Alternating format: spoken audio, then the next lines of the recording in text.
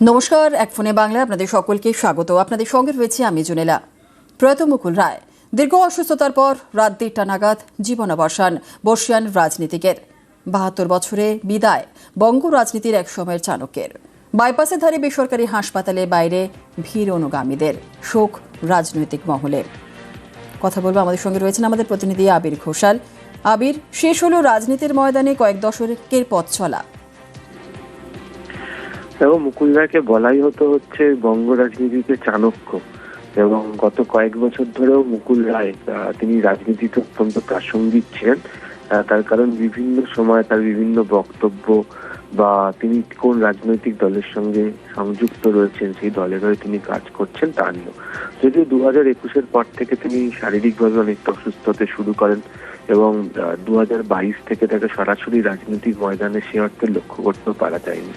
এমনকি তিনি দীর্ঘদিন যখন রাজ্যসভার সাংসদ ছিলেন এবং তিনি যখন প্রয়াত হলেন তখন তিনি বিধায়ক হিসাবে। তুমি জানো যে 2021 সালে 11ই জুন পুনরায় তিনি তৃণমূল কংগ্রেসে যোগও দেন। যদিও তার আগে তিনি 2015 থেকে তৃণমূল কংগ্রেসের সঙ্গে তার দূরত্ব বৃদ্ধি হতে শুরু করে। 2017 সালের 23 নভেম্বর তিনি আনুষ্ঠানিকভাবে যোগ দেন বিজেপিতে।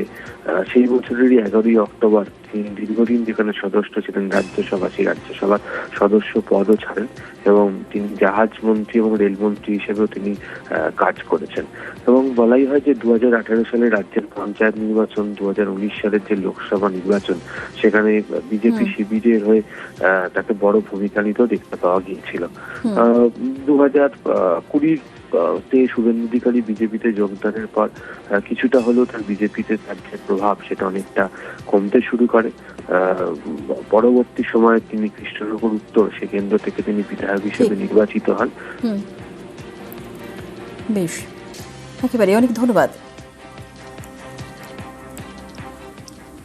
1998 জন্মলগ্ন থেকেই তৃণমূল কংগ্রেস করছে।